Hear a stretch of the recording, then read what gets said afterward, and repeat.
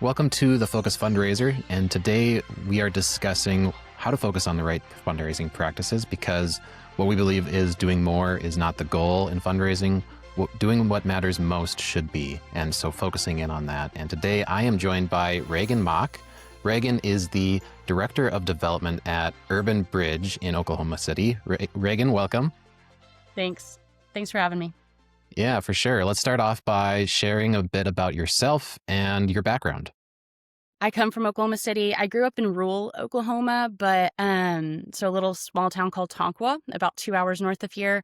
Moved to Oklahoma City for school, and I have a background with higher education as well as the legal field. So my undergrad was actually in political science and pre-law. I thought I wanted to be an attorney. Joke was on me. I did not want to be an attorney. But I had this really strong passion for serving my community.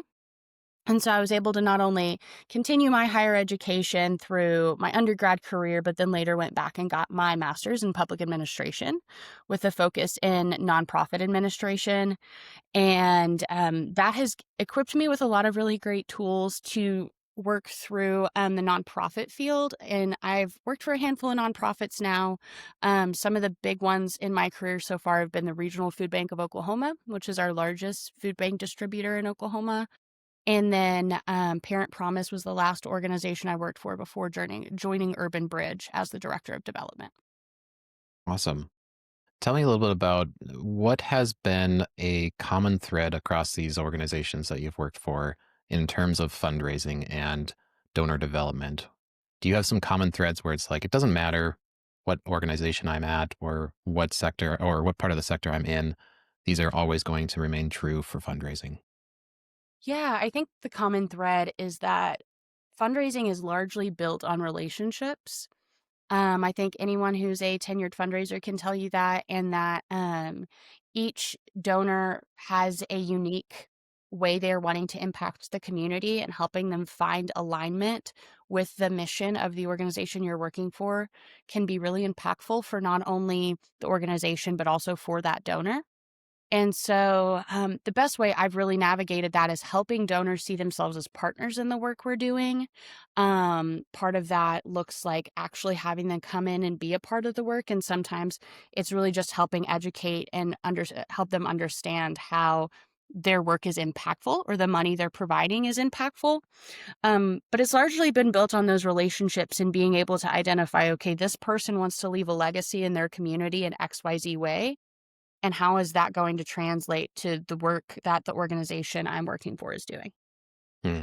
Yeah, that's so impactful, that be able to invite them into actually volunteering and donating their time, which often then leads to monetary donations because they see the impact and they feel like they're part of the story and they're part of the hero system. That's great. Have you worked at any nonprofits that is harder to do, where maybe it's harder to invite them into a system or an area that requires more than just volunteers, but requires a steadier hand, if you will? Yeah, I would say, I think right now the organization I work for, Urban Bridge, we're navigating how do we do this in a really meaningful way that also is trauma informed. And Mm, so one of the things that's really important to me, I have my own lived experience with a lot of the issues that a lot of our students face. And so the population that the organization I work for serves is primarily middle school and high school students from a very low income zip code within Oklahoma City. And so with that comes experiences of unstable housing, food scarcity, homelessness, and also just like untraditional family dynamics.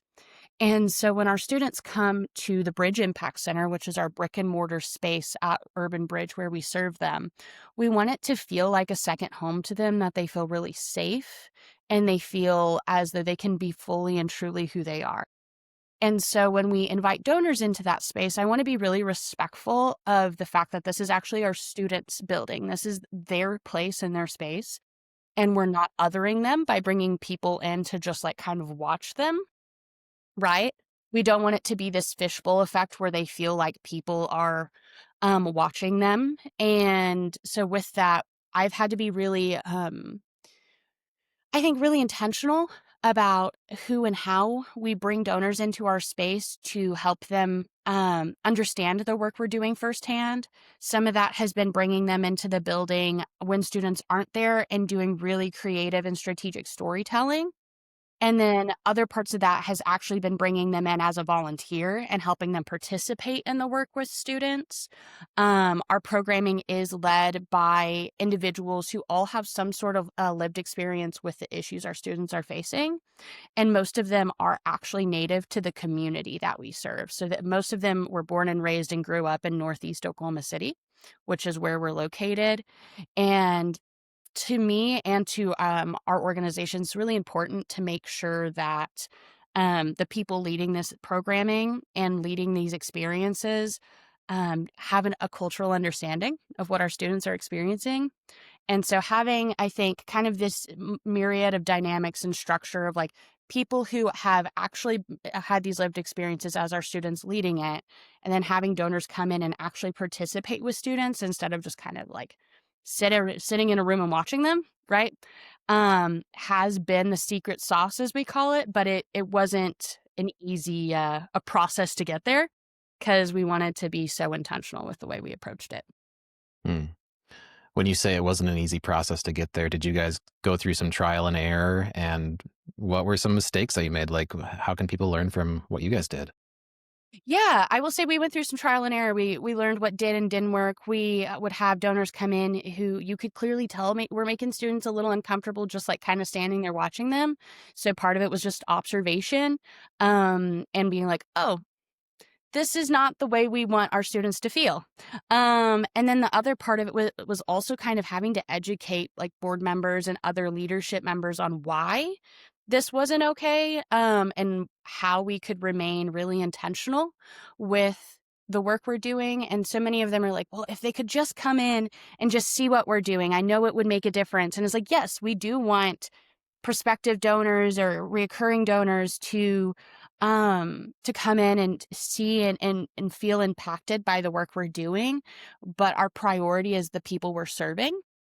And so part of this for me came from this new movement called community-centric fundraising, and it's out of Seattle. It's a shift away from donor-centric fundraising, and these principles focus on really making your community and the people you're serving the center of your fundraising efforts, and letting them lead the organization and what they're needing, and bringing donors in as partners in this work, but not the focus of how you're fundraising, right?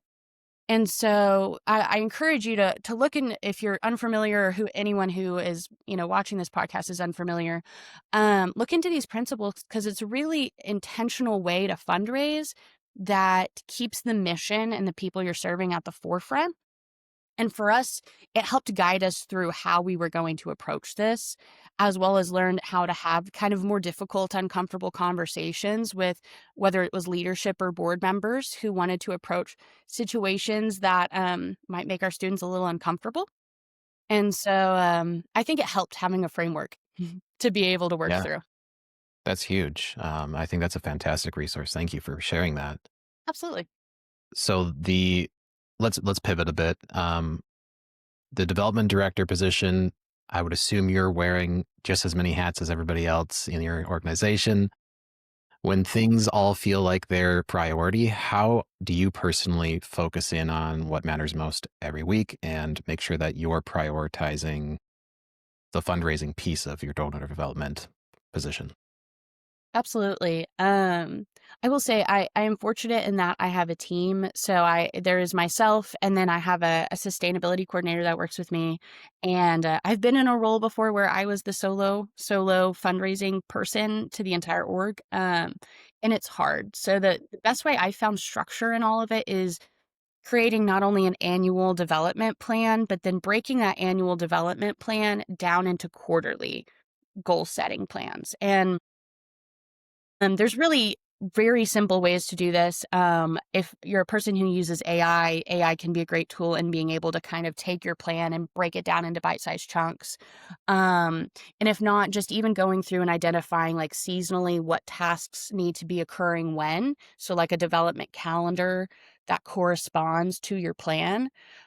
For us, that has helped guide us so much because we can kind of get lost in just like the ongoing stewardship and cultivation that deadlines sneak up, especially with grants, reports. There's so much of that. And so having a really strategic calendar that we move through quarterly of like, here's what we're hoping to accomplish. And it also helps us prevent from getting to this time of year and freaking out, right? We're having active check-ins at each quarter going, okay, here's what we did accomplish. Here's what we didn't accomplish. How do we want to approach these things in the next quarter? And kind of making these plans very fluid, right? They're active working documents that we continue to work with ongoing. And then it's also a wonderful way to celebrate wins. So we just had our first big monthly giving campaign, celebrating our 10-year anniversary. And so we did a 10 for 10 campaign, give $10 a month in honor of our 10-year anniversary.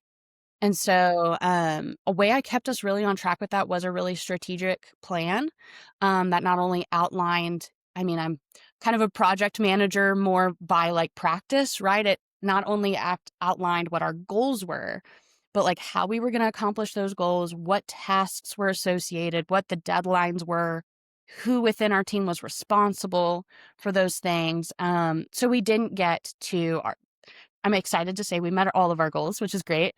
But Friday, October 31st was like our hard deadline. And I didn't want us to get to like this week and be freaking out. We weren't anywhere close to our goal. So having that plan and then doing regular check-ins with it has created so much structure for our team. You're speaking my love language. I love project management and keeping things Me too. on task.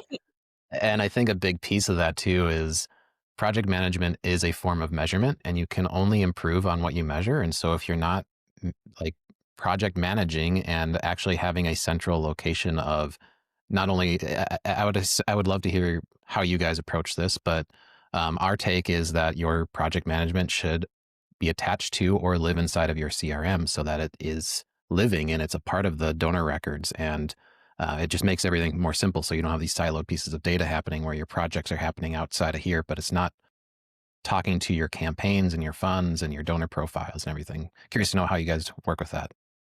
Yeah, right now it's very much kind of spreadsheet and duct tape type feeling. I'm working through more.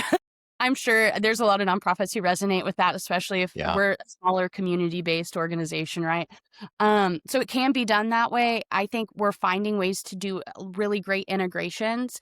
And so part of this is like the payment processing platform we have actually has a campaign uniquely set up in it for this specific campaign. And so when people give through a specific link, it tracks and tags that this went through that campaign. So even if the funds are unrestricted, we know how they can, like that they are actually giving because of this specific campaign. And then when it gets integrated into our CRM, it flags them as a campaign donor. So we know who and how to continue cultivating them and how they gained access into becoming a donor with our organization. We even had a board member recommend last week, like, hey, can we add a question field that says like, how did you hear about this campaign? And like, please put the name if you know the person. So we updated that, which has been great for tracking data and like managing that, because instead of having to call every campaign donor and be like, how did you hear about us?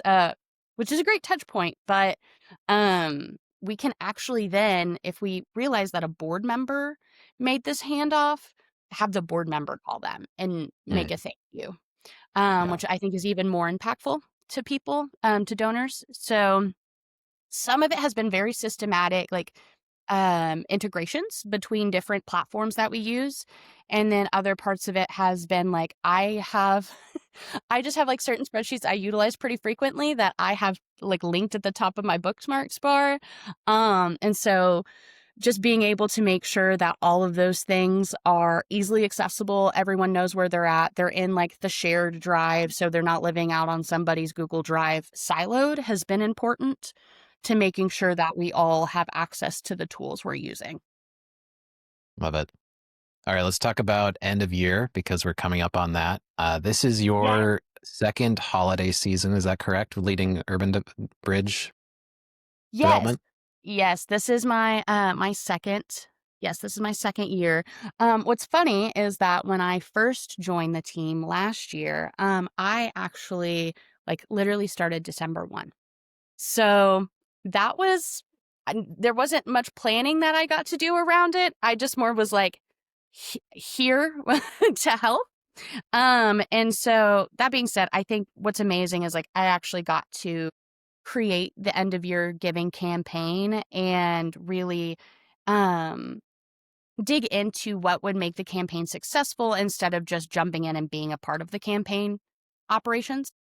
And we're continuing this theme of leaning into our 10-year anniversary and the idea that we're leaving a legacy in our community. And so, again, it all starts with a plan. And within that plan, we have multiple strategies. So whether that's phone calls, newsletters, social media posts, actual physical letters. And then within all of that, then we created the copy for all of those things and the timeline and timeframes. So again, project management very much helps us stay on track and make sure that we are being not only strategic with what we put out there, but the timeline in which we provide that information and touch points to donors.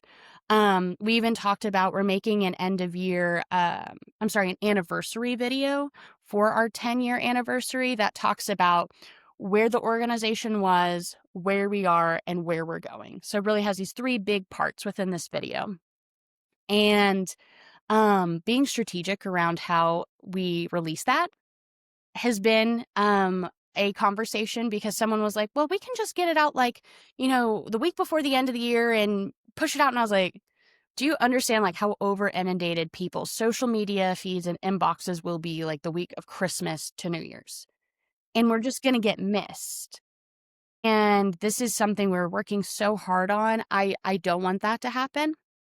And so just having a lot of conversations of how do we strategically even create the timeline around projects so that we can maximize the impact for Mm, donors. I love that. Thanks. So, in this new position now that you're into the holiday season that you're planning, hmm how is it different than the organization you were at before? I think how it's different is that the organization I worked for before um, relied largely on state grants and state contracts. And so they had a much smaller individual donor base. And so end of year was more just like kind of waiting on checks to come in, if that makes sense, where we had a handful of loyal donors who we knew would be giving, but there wasn't kind of any really strategic push, if that makes Mm, sense.